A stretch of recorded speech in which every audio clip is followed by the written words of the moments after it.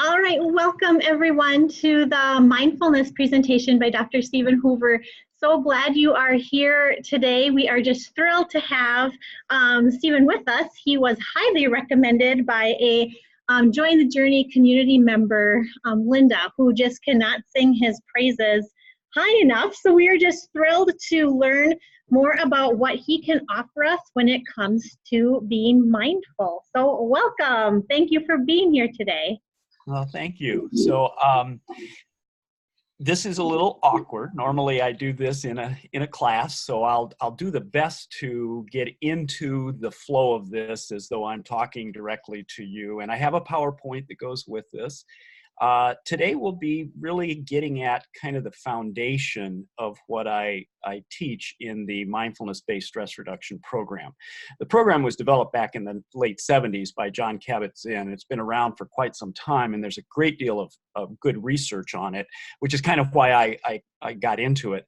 But what I'll do today is just kind of hit the highlights of some of the pieces and to talk a little bit about its application for being mindfully present. So a lot of what I do is working with kids in schools, and a lot of those kids have histories of trauma and conflict. And it's really important for me when I'm sitting with them that I'm not getting too engaged into their stories and into their emotions and reacting to them. And so one of the things I like to do is I use a singing bowl, which, the kind of bowls that you hit to create the sound at the beginning or the end of a meditation, as a concept of how this works. So the idea behind this is that in order for me to be fully present to someone else, I have to have my bowl empty. If my bowl is full of stuff, then there's no room for me to hold the other person's emotions or thoughts or feelings. And therefore, I'm really not able to be completely and totally present to them. So my own stuff gets in the way of being present to them. You often see this when you have you watch two people in a conversation. Of course, none of us have ever done this, in which we're talking and the other person is talking and we're really not listening. We're waiting for the pause so that we can jump in and continue with what we wanted to say. And this is the opposite of that. This is really clearing out ourselves so that we can be mindfully present. Mindfulness has a lot of applications, everything from stress management to therapy, etc. And I'm not going to address, obviously, all of those in a short presentation here. So I wanted to focus on some key concepts within mindfulness. So if you want to bring up the PowerPoint, and I've got a little PowerPoint for this. I used to be a professor, and we have to have a PowerPoint for everything. Although actually in the class, I very seldom in this course use the PowerPoint very often. So we can go ahead and take us to the next slide, which is in setting the intention. So one of the things we do with the class, and I do this at the beginning of every class, is talk about setting an intention for the class. And the idea of setting an intention helps us to facilitate our attention and to focus on what we want for that class. I know I take a yoga class, and it's often the case that the instructor will ask us at the beginning to stand in mountain pose and to set an intention for what we want to accomplish this day. And I like that concept. There was actually a researcher that I attended his session in Washington, D.C. back in the early 2000s who was doing work in positive psychology. And what he did is he did some interesting research around the concept of that saying that you get sometimes when you come home. When I used to get this all the time, when I'd come in and my wife would say, "How was your day, dear?" And he was actually doing research on this. And what he found was that there were 4 types of responses to this. One was, "I survived." It fell into the category of "I survived." We've had those days. We have them on a regular basis where we just kind of get through the day. The second one, and less troublesome, was, "I was busy." And that's kind of a day in which, you may have gotten a lot of things done. A lot of things were going on. The day went by very fast. The third one was, "I was productive." And it's kind of one of those days where you get to check off all those things on your to-do list. And you feel really good because you got all those things checked off. And those were 3 kind of interesting responses, but it was the 4th one that he found most fascinating. And those were people that came home at the end of the day and said they made a difference. And what he found is the difference between those 4 types of responses was that the first three, they kind of allowed the day to direct their attention, to direct their activities, whereas that fourth group set the intention at the beginning of the day that somehow they were going to make a difference, even if it was a small one. And so they spent their day looking for ways to pay attention to that intention. So I really like the concept of setting an intention. Even at the beginning of every day, it helps to direct our attention.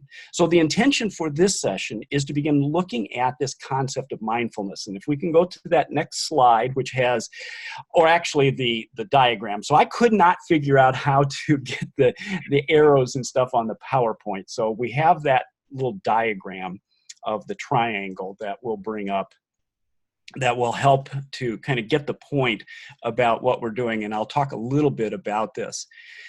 So this diagram is one that I put together. It's very simple, and I did it intentionally because I wanted something that helps me to organize what I teach in this 8-week class that I teach. And everything revolves around this diagram. And so the idea here is, and I often will have students in class when I'm teaching the diagram really kind of make it with their fingers and make this triangle with their fingers. And the first time I did that, the next week, there was a lady in the class and came in and I said, so how are you doing this week? And she made this really tiny triangle, which kind of let me know that this was not a good day. And then the next week she came in and tried to express it as this really large triangle above her head. But that was exactly what we were after. In that the sense here is, and you go back to that idea of the cup, is that the space that we're looking for is that area between our body sensations, our emotions and feelings, and our thoughts. And the process of mindfulness and being mindfully aware of our body sensations, our emotions, our feelings, and our thoughts begins to give us the opportunity to open up that space to where we can begin to choose how we like to act versus react to stimuli. And there's a quote that is attributed to Viktor Frankl, but apparently some people have suggested that it might not actually be his, but that's irrelevant. He said, between the stimulus and the response, there's a space. And it's in that space that we have our freedom to choose how we want to act. Whereas I've got 3 dogs, when the doorbell rings, they don't sit and contemplate mindfully what's going on. There's a stimulus and they respond. Now, granted, there are times, if I'm driving a car and somebody steps out between 2 cars, I need to just go ahead and react to that situation. But very seldom in a day do we find ourselves in that position, even though emotionally and with our thoughts, we often react in ways that are not necessarily positive for us. So the whole course is around this concept. And I'm going to give you an example of where I kind of derived this. When I was a teacher, I used to find the situation on a Sunday afternoon. It would first be this kind of butterfly feeling in my stomach. And I would just feel that for no reason at first. And then I would recognize it as anxiety. So I've gone from a body sensation down to the right-hand corner, feeling of anxiety. And then I would label thoughts to that like, oh, that's right, I've got these papers to grade, I've got a test to do for tomorrow, I've got all these things. And all of a sudden I was wrapped up in this anxiety and everything going on. But what we're beginning to understand, and now there's something called polyvagal theory, which is the 10th cranial nerve, runs and connects your brain to your heart, to your stomach, that those actual emotions and thoughts we have originate in the body. We're just not aware of them because they happen very, very fast. That process of going from the body sensation to the labeling of the emotion to the thoughts happens in milliseconds. And those become habitual responses. So part of what we do in this class is to become mindful of those body sensations as they're arising, the emotions that are linked to those, and then the thoughts that come with those. And so we spend a lot of time initially with body sensations, a lot of time with that, because a lot of us spend our time in our head. So if you were to kind of imagine drawing a diagonal line across the triangle, the top part is the body, the bottom part is our mind. And we spend a lot of time down in our mind, lost in thoughts and feelings. So we ask initially to get out of this this lower half and just to focus on our body sensations. And one of the ways we do this in the opening session is to mindfully eat a raisin. And so I'm going to take you through in a kind of an abbreviated way what we do with that, and making the point that what we're going to do here, and so we could go to, say, the next slide on this, and now we're going to jump back to the PowerPoint. And actually, Melanie's helping me with this because my technological skills are not that great. And we'll go to the next slide, which has, here we go. Okay, so we start with working with the body sensations. And so we mindfully eat a raisin. So what I'm going to ask you to do, and we're going to take some time to just go ahead and do this so you get a sense of what's going on with this. So what I want you to do is I want you to get your raisin. I have my raisin right here, or if you're not using a raisin, a facsimile thereof. And what we're going to do is we're going to take the time to experience the raisin. And I often ask people to have more than one raisin, because some of the things we're going to do with the raisin will be before we actually get to eating it, and maybe you don't want to eat it after you've mauled the raisin. So we're going to go through and we're going to draw a distinction between sensation and perception. And this is the first critical point where we begin to open up that space. So sensations are just those things that we experience through our senses. So we learned that at one point. We have 5 senses, and we're going to go through those with the raisin. But what we want to do is begin to become aware of when a sensation, when it changes from a sensation to a perception. Because a perception is where we put a label or a word or a thought or an emotion on that sensation.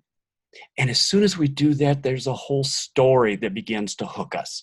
We're no longer in the present, mindfully aware of what's going on. Now we're either wrapped up in the past or thinking about things in the future. We've gone away from that actual sensation of the current mindful presence to stories of the past or anxieties about the future or whatever we may have, and we've lost the here and now. You may find that, and you may experience that a little bit as we go through this, and there'll be a couple places where I'll come back to later and talk about it. Now, the other part as we do this is to be aware of multiple things that happen. Your mind is an incredible thing. One of the things is you'll be able to be aware of the sensations and the narrative that's going on at the same time. So you may have the idea as you're looking at this, you may be noticing the raisin, you're also thinking, I don't really like raisins. But be aware of all of that. All of that is just what we call grist for the mill. It's all stuff to be aware of. So let's begin with the raisin. So the first thing we do is we look at a raisin. Look at a raisin as though you've never seen the raisin before. So I want you to take a few moments, and I'll give you time to actually practice this, to look at a raisin. Move it around, see it in a different sense, look at all the aspects of it, look at it from all the sides, and just take a few moments to truly look at a raisin as though you've never seen a raisin before.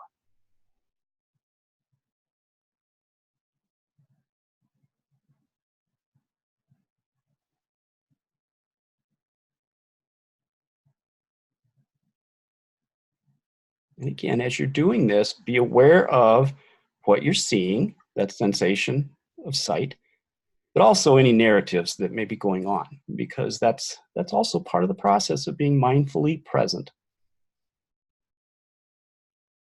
Okay, now what I want you to do, and we do this a little longer with the program, and I'm just giving you a taste of it, so to speak.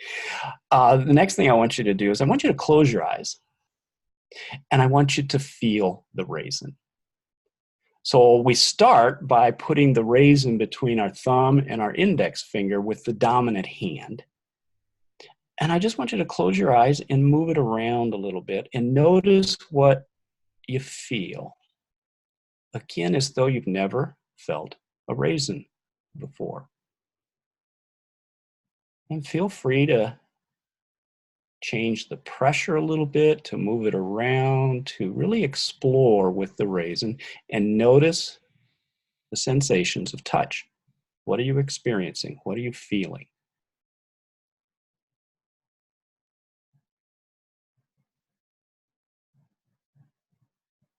And if you want, you can put it in your other hand and use the other fingers, because we get so used to experiencing things with the dominant hand that we may see things differently, so to speak, or feel things differently with the other hand. Or if you wish, you can put it in the palm of your hand and move it around a little bit to just notice the sensation of what a raisin feels like. Now you notice that as you're doing this, try to focus on just the interesting notion of the sensations.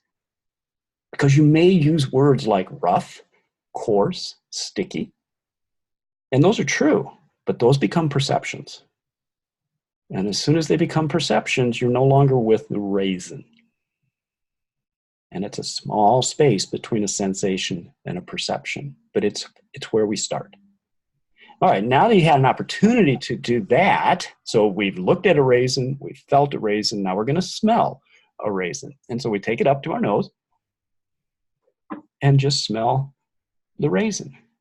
Now, if you're not really smelling anything, sometimes that's because your raisin isn't giving off much of a smell, so you may want to kind of mash it up a little bit sometimes. But just notice what any sensations, what you experience as you smell the raisin.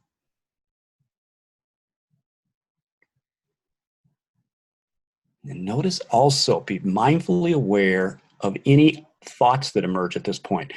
Sense, or the sense of smell, is a very powerful trigger for a lot of things. And so one of the things you may do is this may evoke memories of the past.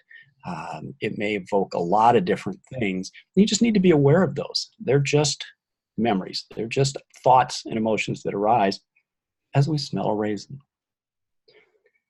All right, again, we would take a little more time with this, but in the interest of time today, now the next one is we're going to listen to a raisin. Okay, now if you hear like that raisin song, I heard it through the grapevine, then you need to contact somebody, you've got a problem. But actually just put it up and next to your ear and move it around. Now, especially if you have kind of mauled the raisin a little bit, so to speak, you're liable to notice some sounds. You won't get many, but you might notice something. And just be aware of the sound of a raisin, while you also may have this narrative going on about the story of listening to the raisin and hoping nobody's watching you and all those kinds of things. Okay. Well, guess what? We're up to the point. This is why I often ask people to have more than one raisin. Because now, after you've done all this, you're not really excited about eating the raisin. So I have another raisin. And what we're going to do at this point now is we're going to mindfully eat the raisin. So I won't do it because I can't talk and do this at the same time. So that what I want you to do is go ahead and put the raisin in your mouth. And just notice again the sensations. Don't start chewing it yet. Just roll it around in your mouth. Feel it on your tongue. Notice the sensations that you have with it. Notice your body's reaction to it. So you may start salivating a little bit. You may be having a strong reaction to it internally. Notice any stories that begin to arise. And when you're ready, go ahead and begin chewing the raisin very gently, very deliberately, and really kind of slowly. And just experience, or as somebody once said in a class, savor the raisin. Just notice what happens when you bite into it. Notice how it changes if you move it around your mouth. The sensations may be different in different places of your mouth. And notice whatever else is going on with the narrative that may be happening as you chew the raisin. And generally, we'll take a little time to do this. When you're ready and you feel you've fully chewed the raisin, and sometimes people are at the point of saying they actually need to go ahead and swallow the raisin, then go ahead and do so, but notice the sensations. Imagine, if you will, that you can sense the raisin going down your throat and into your stomach. and just take time to gently experience the after sensation, or the sensation in your mouth after you've swallowed the raisin.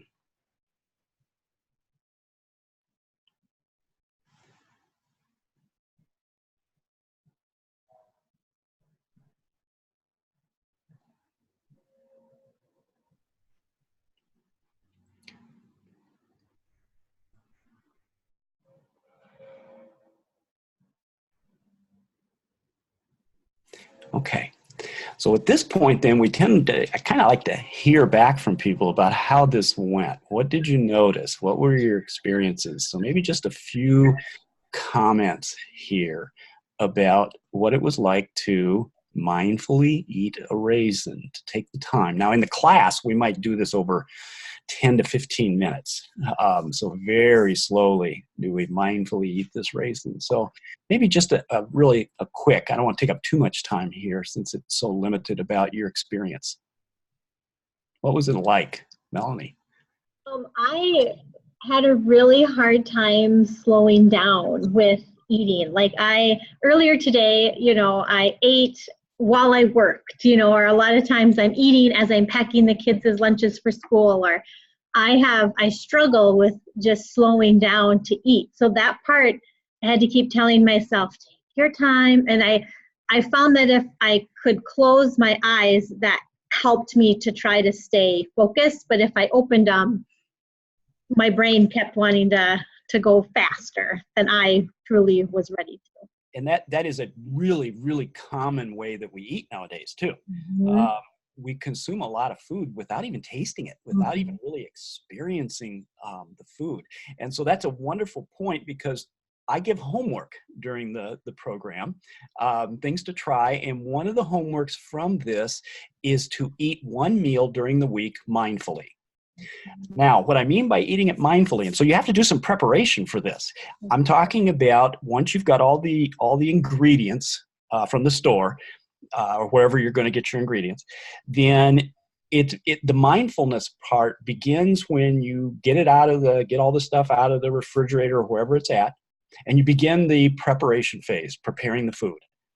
So you turn off the TV, the radio, no kids around, no significant others. It's a time for you. And I think you didn't say it this way, but I like what you alluded to. You have to give yourself permission to take this time to do this. And it's permission just for you. It's not selfish, because remember, the ultimate goal is to work on this so that we can be with other people, more present. So it's the idea that we're going to take this time to explore what it means in our body as we eat a meal mindfully. So it's the process of preparation. It's the process, and the reason we do the meal is there's sounds, there's touches, there's taste, there's all of this going on, all of those sensations. And they may bring up memories. That's a very powerful thing that we talk about, and we may notice those memories. We may remember what it was like to cook with a parent, to have certain foods, and we can get lost in those. But then we have to bring ourselves back, constantly bring ourselves back to the present moment.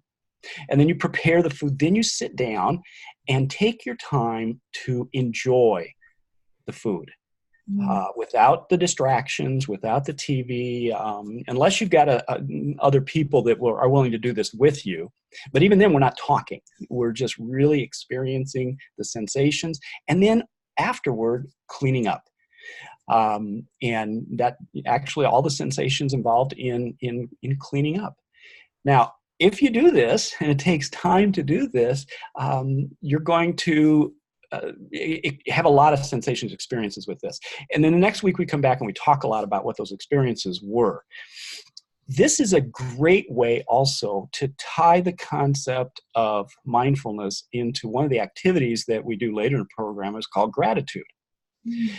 By sitting there, one of the things you can do at the end of the meal is to take the time to think about what it took to get all of those things to you, to the store, at a really reasonable cost, really, and available almost all the time.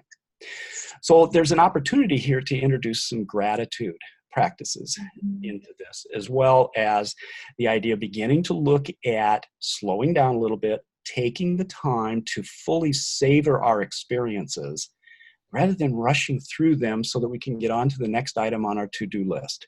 And like I said, at the end of the day, we may have checked everything off, but we don't have a feeling of true deep satisfaction because all we've done is check off stuff and we've hurried and rushed to the next thing on our to-do list.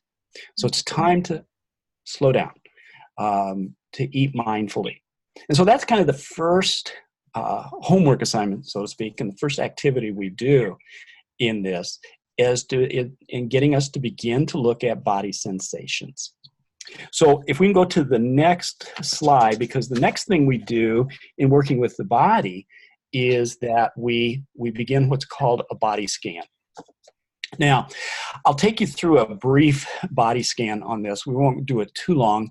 We do it longer in the program, but it's the idea that we're beginning to recognize sensations in our body. And then I'll talk about the ways that a body scan can actually be done anytime, anywhere. Maybe except driving. We don't want to do it while we're driving. So here's the general rules on this. Number one, the overarching rule in all of this is to take care of yourself. So if at any time you're feeling that something is causing you a little anxiety, concern, later in the program, we would actually use those as a way to be mindfully aware of what's going on. But early on in the program, if something is bothering you a little bit, then we just suggest you come out, stop what you're doing, do a little grounding, maybe breathing, and then re-engage if you feel comfortable with it. But a body scan is an opportunity to begin to check in with our bodies. So what I ask people to do, generally I have them either sitting or often have them come in and get down on a yoga mat, lie down, they'll put a blanket on because sometimes you get cold doing this. And I have one gentleman I think it was the second class I ever taught, he never made it through a full body scan. He'd be sound asleep. And he'd start snoring, which is just, again, more grist for the mill for other people to be aware of. But it can be very, very relaxing as well. So what we're going to do is I'm going to have you sit initially in your chair and have your feet flat on the floor. And you can have your hands just in your lap wherever you're comfortable. And then if you're comfortable, I'm going to ask you to close your eyes and maybe take just a couple of nice, deep belly breaths just to kind of get centered.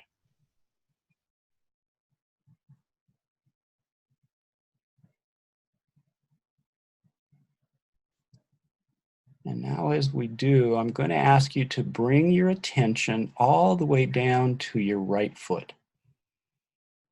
Now in the class, we may do this for 40 minutes. We're not going to take that much time to do this today. So I'll give you a taste of it. Bring your attention down to your right foot. And what I ask you to do now is, like we talked about before, just notice the sensations that you're experiencing in your right foot. Trying not to label them. You may not feel anything, and that's fine too. You may not notice anything, but just notice the sensations that you're experiencing in your right foot. And maybe you gently scan the bottom of your foot. You may notice something because it's sitting on the floor, on the top of the foot, on the sides. So you just gently scan the foot.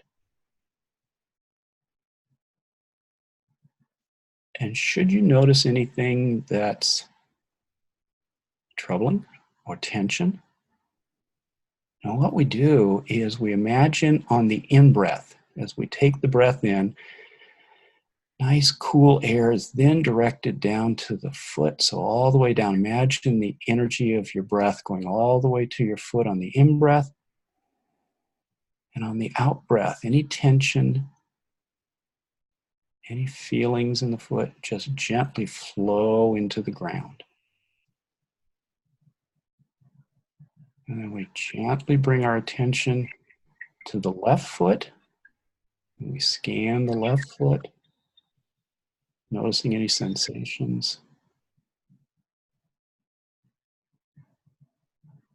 And on the in-breath, we imagine a cool breath going down to that left foot. And on an out-breath, any tension, any feelings just gently flow down into the ground as both feet now become a little more relaxed.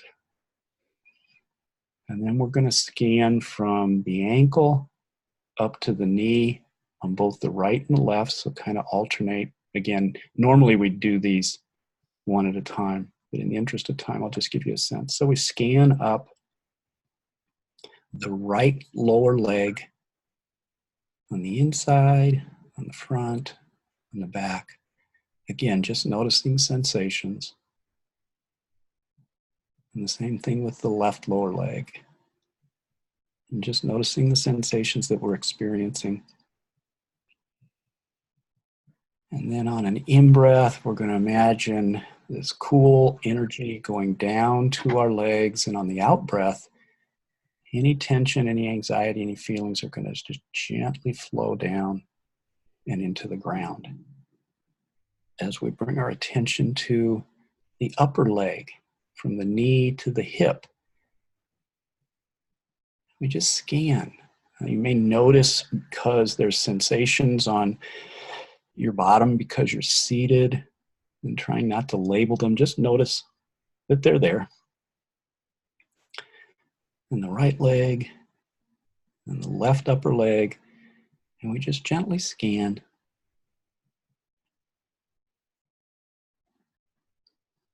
And on the in-breath, we imagine again that cool breath going down to our upper legs, and on the out-breath, any energy or tension or feelings, and just kind of floating down into the ground in a way. As we bring our attention to our abdomen, our lower abdomen, and just gently scan up through the abdomen, the chest, and up to the shoulders in the front.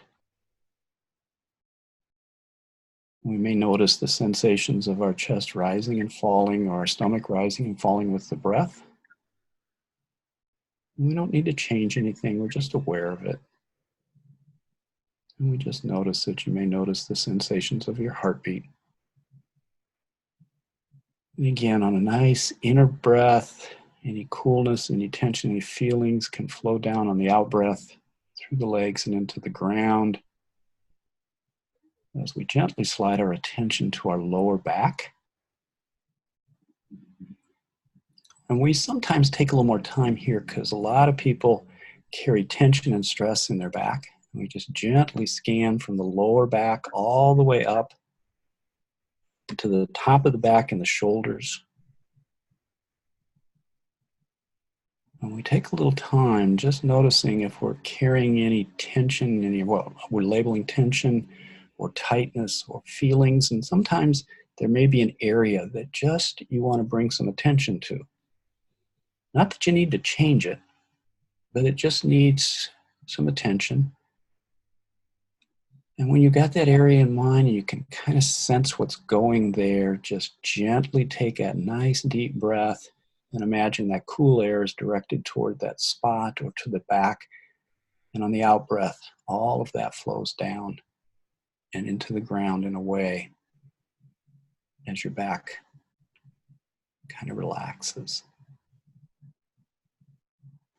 And then imagine we take our right hand at the fingertips and we're just going to gently scan up the right hand, the lower arm, upper arm, and across the shoulders and down the left arm, the left side. And just take a moment to notice any of the sensations, any of the experiences you're having in your arms. Again, without trying to change them, without writing a story about them. Just noticing them. And then on an in-breath, imagine the breath is coming in through your mouth and spreading out. Nice, cool energy breath down to both arms. And on the out-breath, any tension, any anxiety, any feelings in the arms are just gently flowing out. Sensations are moving away. As we next bring our attention to the back of the neck, and we scan up the back of the neck to the top of the head, and then very gently down the face. We carry a lot of our emotions and thoughts actually in our face and our tension. And so we just allow that very gently to come down around the eyes and the nose and the mouth and the cheeks and down into the neck. And just notice any areas that need some attention, that need that breath energy, if you will, to be directed to them. And so on the in-breath, we breathe in and we direct that to a particular area. And on the out-breath, we imagine any of those sensations just flowing gently down our body, into our legs, and into the ground. And then we take at the end just a moment or two just to notice whatever's arising in our body, whatever sensations are coming up. And we just notice them without necessarily having to change them.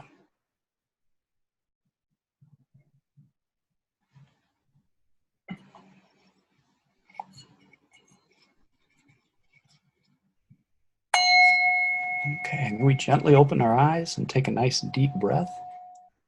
So we do a body scan on a regular basis. I like to do a body scan sometimes in the morning, when I first wake up, just as a check-in. How are things going? When I was dean or teacher meeting with students, I find that one of the things I have to watch for is that I can carry my emotional reactions from one student into meeting with the next student. And we do this all the time.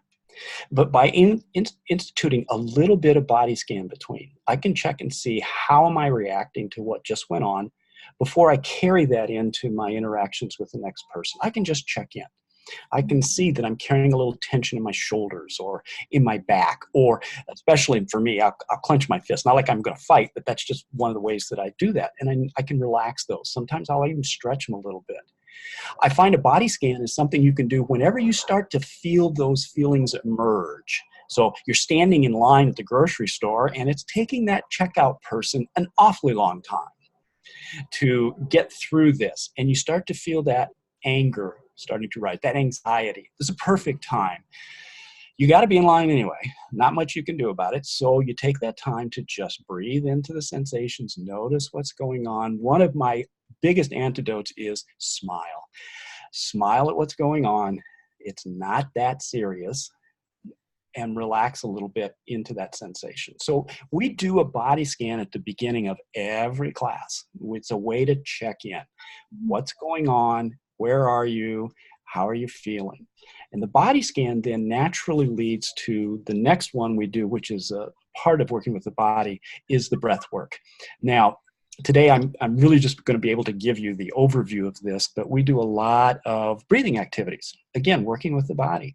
And one of the things that research is telling us is that, yes, we do adjust our body to our emotional reaction. So when we go into fight or flight, often the breath gets very shallow. It's very short. And that is the sympathetic nervous system. That's the gas. The sympathetic nervous system is the gas. And so that short breath is what we do when we're in fight or flight, when some challenging thing is happening to us. But one of the interesting things is, as soon as that challenge is over, we often take a long breath. It's kind of like, and that is the breath responding to that change that's engaging the parasympathetic nervous system. So you think of the sympathetic nervous system as the inhalation, the parasympathetic nervous system as the exhalation. The sympathetic nervous system is the gas. The parasympathetic is the brakes. Now, this is deeply tied into when I teach the stress responses here. When we're under stress, we tend to be under sympathetic nervous system. The recovery tends to come in under parasympathetic. Now, there's different types of stress. There's good stress and there's bad stress. And we need stress. That's not something we really don't want to not have in our lives. What we don't want is chronic stress. And chronic stress occurs where we're constantly in sympathetic. We're constantly on alert. We look at kids in trauma situations. They are constantly under stress. They never have that time to engage the parasympathetic nervous system, which is recovery and repair. So I think about this with weightlifters. I used to do a lot of weightlifting, and the real strength doesn't occur when you're lifting the weight. That's actually stressing the muscles. They actually tear and break down. Where strength occurs is during the recovery and repair period, where they recover the damage, or they improve the damage, they correct it, and actually makes it stronger. If we were to lift weights on a regular basis all the time, we'd break down completely. We'd never get stronger. So part of the process of this is having that nice balance between the sympathetic and the parasympathetic. Now, one of the things we do, as I've talked about it here, is that our breathing is a response to external stimulation. But one of the interesting things that research is showing us is that our body can direct those emotions. So one of the things we sometimes do, and there's actually research on this, is I have people take a pencil and put it in their mouths. It's like this. Well, it kind of forces a smile on your face. And one of the things we know is that if we change the body, we change the emotions.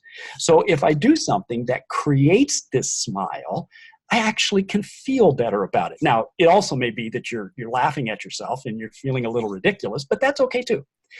So along with this, we can do breathing activities where we use that concept of the sympathetic and parasympathetic nervous system and the inhalation, the exhalation to change the emotional reactions we have to things, to calm down. So if the sympathetic is the short breath, in-breath, and the parasympathetic is the long breath, one of the things that we will do is we will have people do what's called 1-to-2 ratio breathing, or 1-to-3, depending on how their comfort is with this. And so what we do on that is we have to take a little baseline and find out what your normal rate of respiration is. And all I mean by that is we get them to relax a little bit. And then take a normal in-breath and see what the count is on a normal in-breath. So for most people, it's going to be between 2 and 4, count of 2 to 4. And that's fine. So let's say, for the sake of argument, it's a 3. What you're going to do then is on the in-breath, you're going to do a count of 3. I can't do both at the same time. So an in-breath, 1, 2, 3. And then on an out-breath, you're going to do twice as long. So you're going to do an out-breath of 6. So it's like you go 1, 2, 3, and then you hold for a second. And then you do an out-breath of up to 6. And then you take a couple of normal breaths, and then you repeat this. And what we find is that people begin to feel their body relaxing, especially as they do the longer out breath. Now, there's a couple things going on. One, it is engaging the parasympathetic nervous system. But the other thing it's doing, as you're doing that long out breath, more than likely you're dropping your shoulders to kind of get all that air out. And dropping your shoulders is the antithesis of a stress response. Normally in a stress response, we're pulling our shoulders up. And this gives us a chance to relax the shoulders and tune those into the breath as we do this. So there are 7 or 8 different strategies we do with the breathing when we do this. But this is just an example of what we do with the breath. Watching the breath and being aware of the breath is a powerful source of impacting those bottom 2 pieces on the triangle, the emotions and the thoughts. So if we go to the next slide, we're going to do a little check here, just kind of check your balance. So we're going to make a transition now. So I've given you kind of an overview of the work we do that's body work, becoming aware of the body sensations. And now we're going to shift down to that right side of the triangle, which is emotions and feelings. And I'm just going to, for brevity and simplicity, I'll just refer to them as emotions, emotional reactions. So if we go to the next slide, what we're going to get here is, and notice I've titled this very intentionally, and it's being with emotions. And that's an important word, is to be with emotions. So back when we were eating the raisin, you notice how all this kind of ties in. I asked you to just be with feeling, seeing, hearing, tasting. The biggest challenge we often have when we move down into the bottom half of that pyramid is to recognize that we can also just be with our emotions. We don't have to change them. We don't have to do anything about them, especially don't want to fight them. And I'll come to that point in a little bit. But it's important to recognize that emotions are perceptions of sensations that we're experiencing with a message. So I used to get very anxious before presentation. I wouldn't sleep the night before, all kinds of stuff. And of course, that's not unusual. One of the things that people are very concerned about, fear of, is speaking to a group. But part of this process was being aware of when they would start to arise, doing a little breathing activity, And in fact, anxiety is a very common emotion that people experience. And one of the things that I ask people to do that's tied to the breath is once you recognize that you're getting that anxious feeling, those butterflies, if you will, you can do what's called a staccato or a crying breath. So any of you have had or worked with kids, you know that when they've fallen down, something's happened, they're going to cry. It takes them a while to build up the bellows. So there's this before they really cut loose. Well, that's exactly what we do when we feel these emotions arising, and using the breath as a way to counter that is when you feel that anxiety. So you try this the next time you're feeling a little anxious, not overwhelmed by anxiety, but a little anxious. This is why we try to catch it in the body first, is to do this. Just do the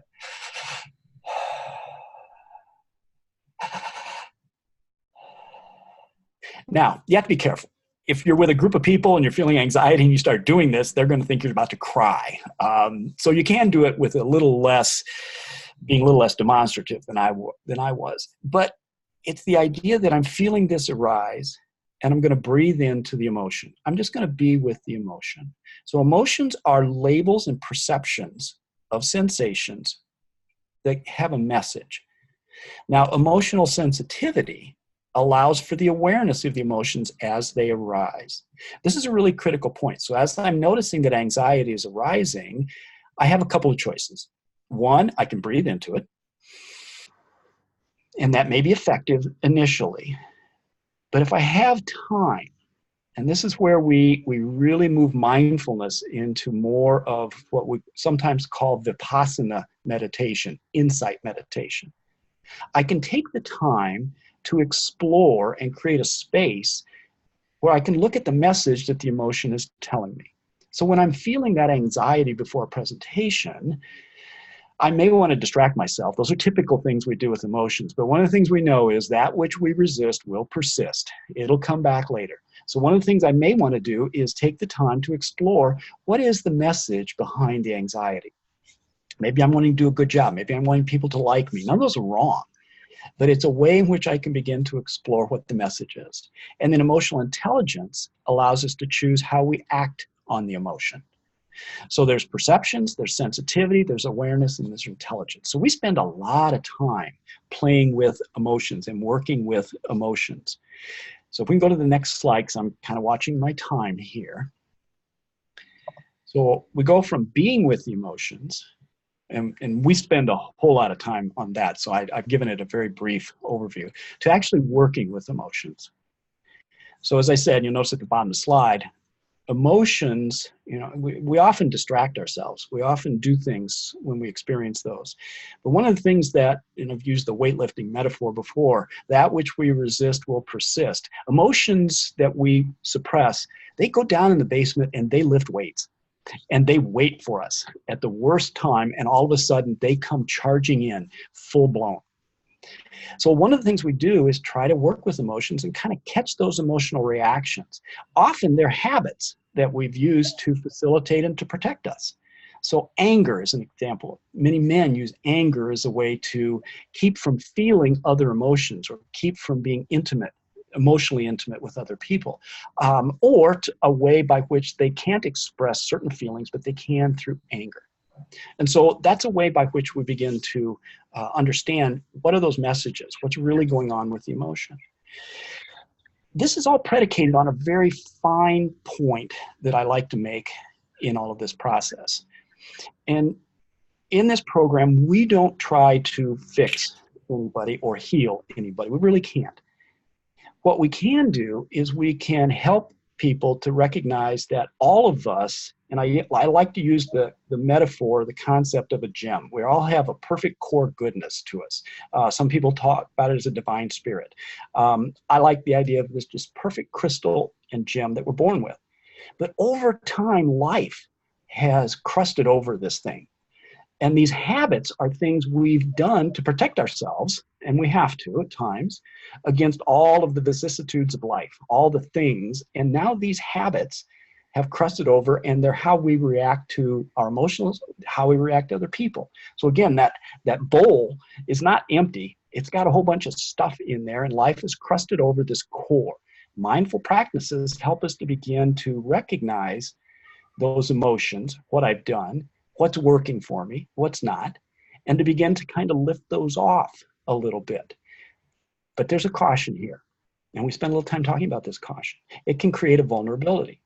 By doing this, and we also have the case where I had one woman in a course that was beginning to open up with her partner, her husband, in different ways and react different ways to stuff.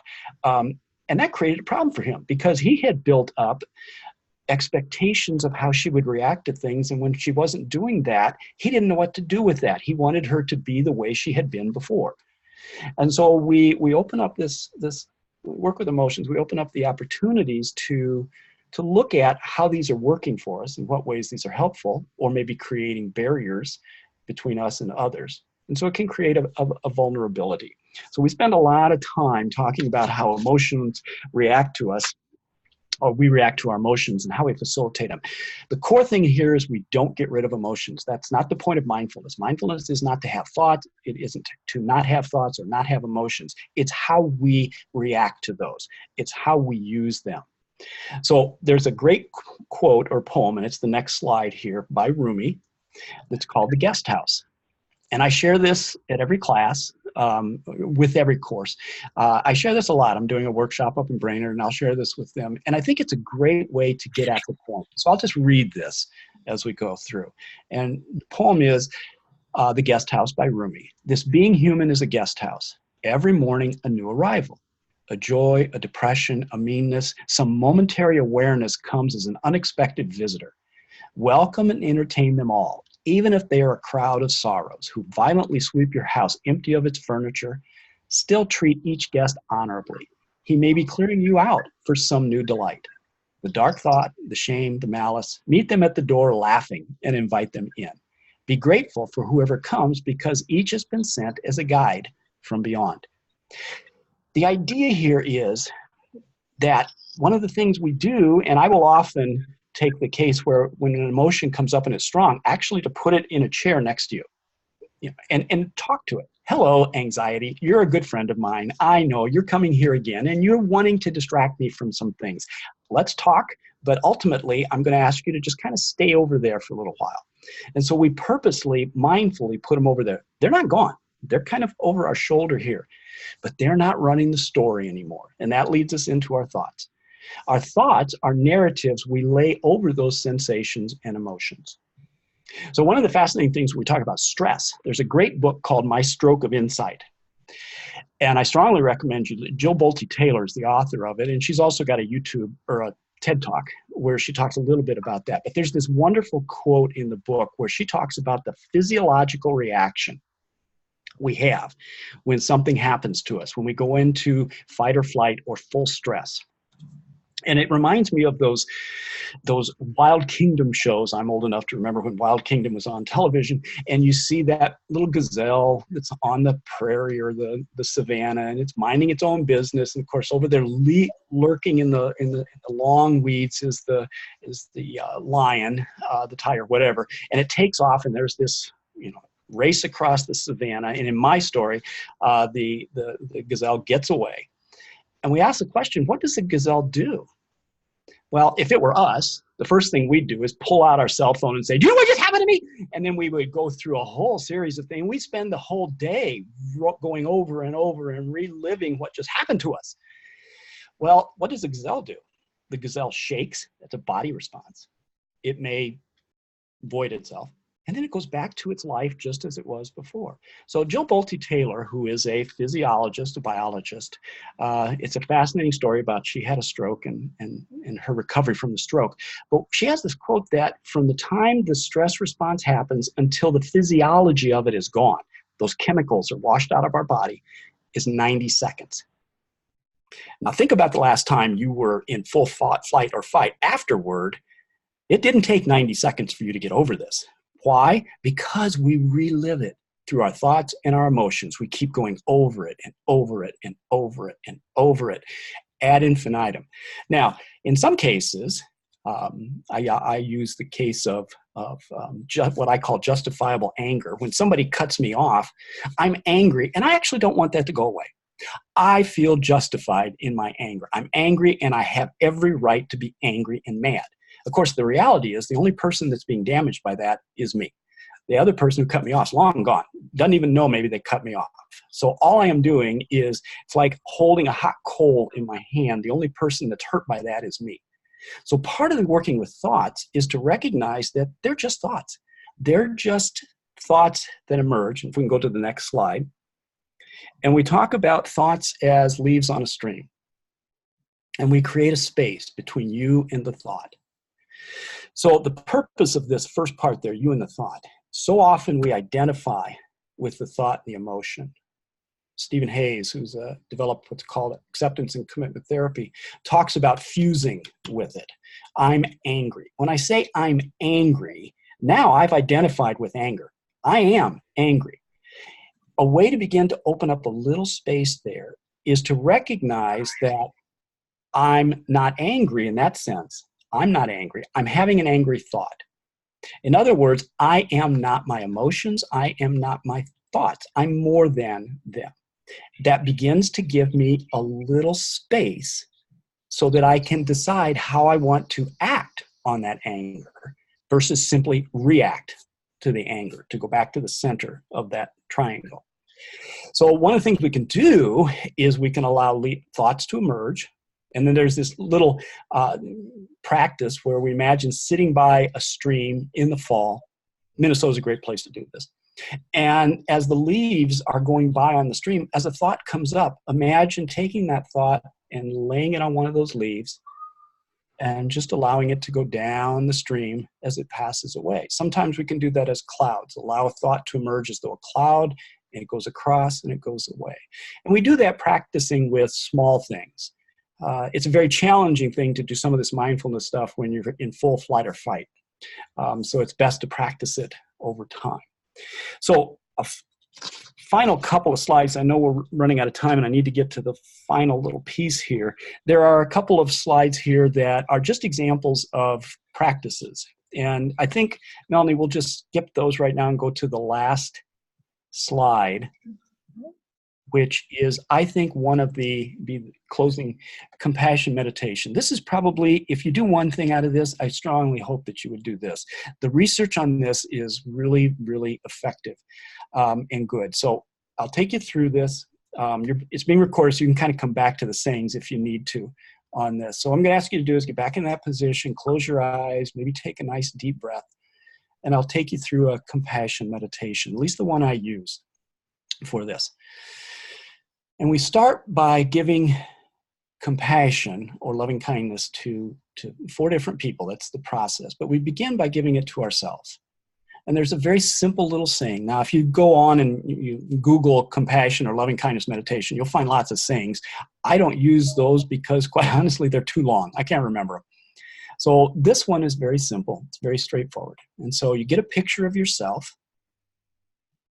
And sometimes you have trouble giving compassion to yourself right now. Picture yourself when you were younger, kind of closer to that core gem. And then what you say silent to yourself is, may I have happiness and the causes of happiness. And you just repeat that a few times silently to yourself. May I have happiness and the causes of happiness. And then may I be free from suffering and the causes of suffering.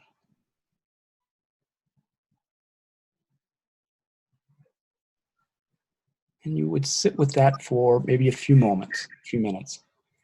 And the next person you bring to mind is someone you care deeply for, a loved one. And so we bring an image of them up in our mind.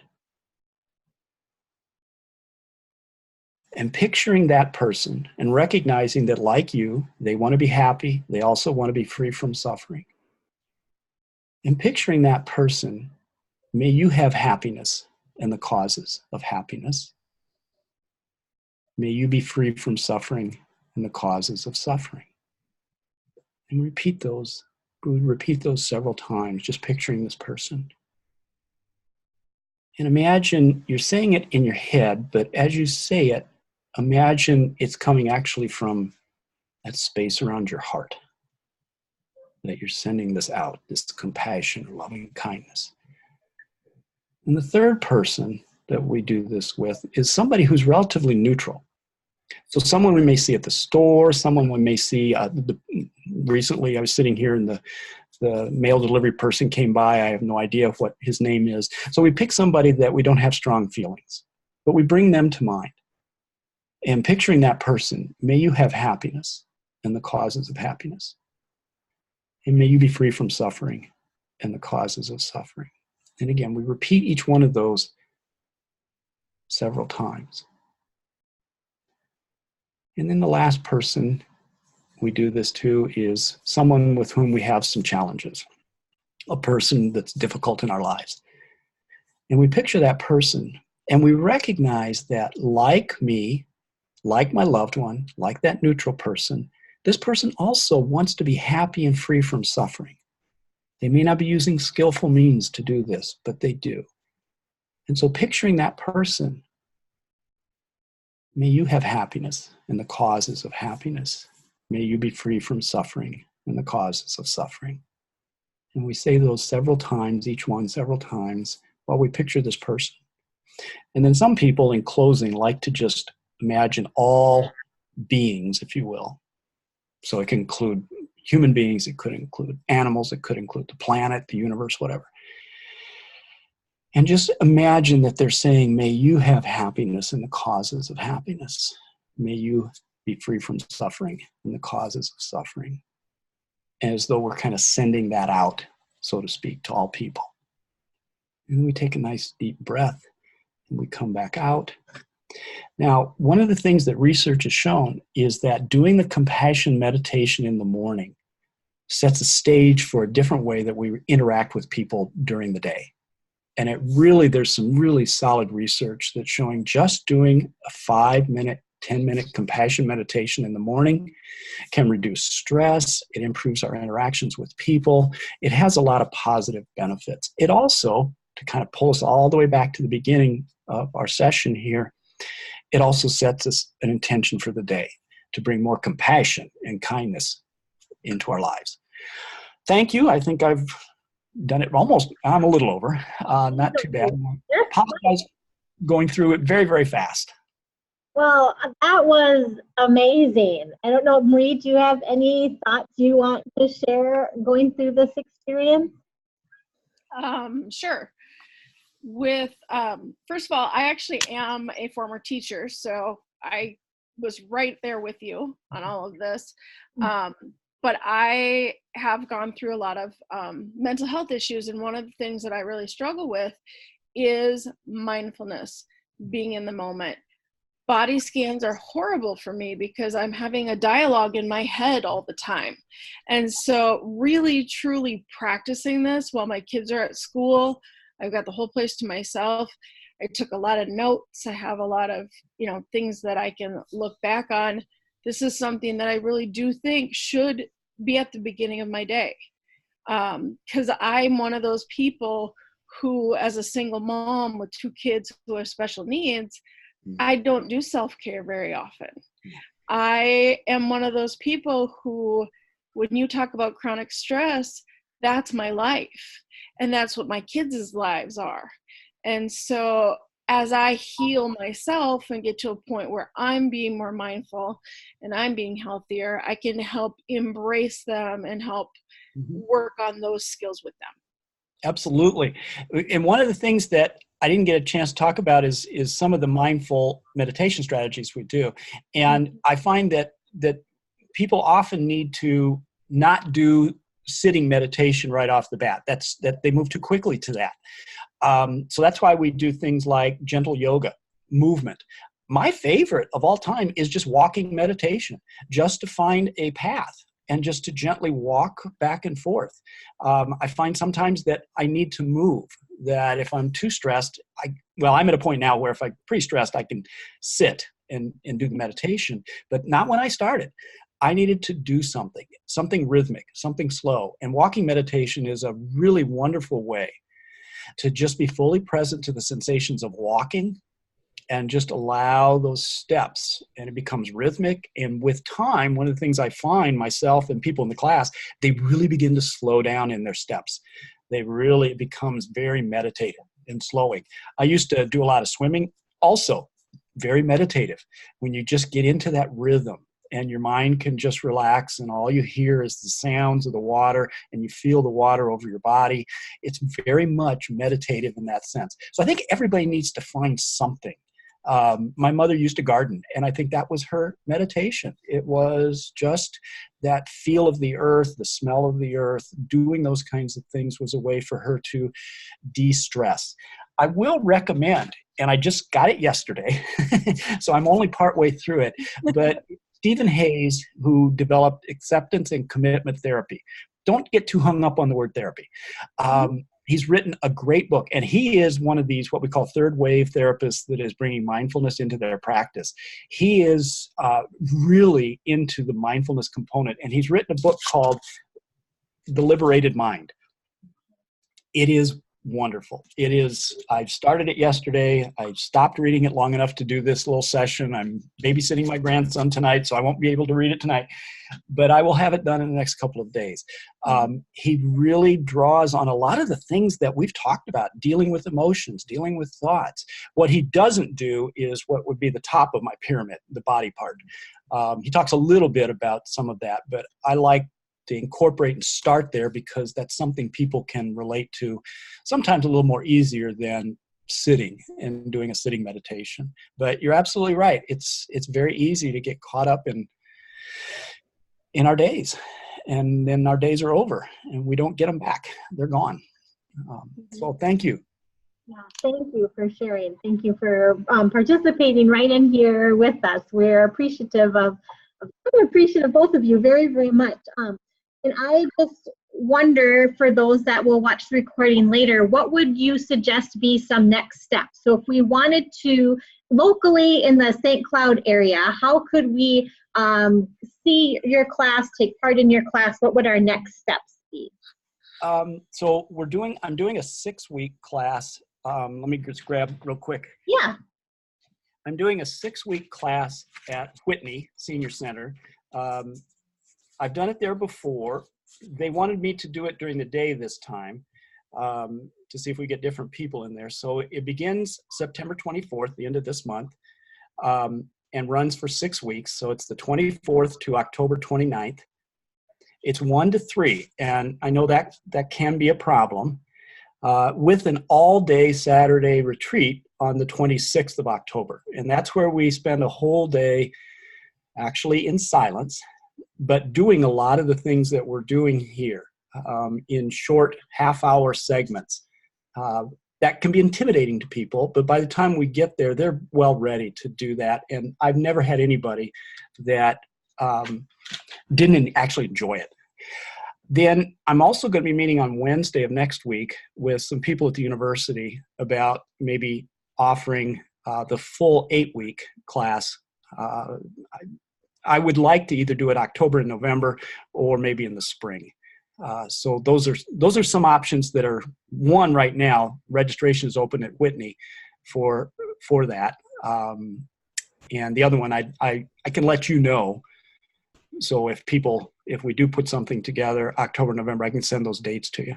Yeah, that would be great if you wouldn't mind sharing those, just so I can share with our wellness community too how to contact you to do more work, because I definitely think this is something that people, like you said, you need to you can't just rush into it. You have to ease in, and it takes practice and self-control and willpower. And I just love too how you said you can't be fully present if there's things in your bowl. And I think so much of when I'm rushing through my day and then I rush to the pickup line at school and I'm carrying my work stress right into when I see my kids, and how different could that first interaction be if I took the time to do that body scan as I'm in the pickup line, or, go do some of these things, how not only my mental health would be, but how that could affect, like you said, others, my children and my family and people that I'm interacting with. And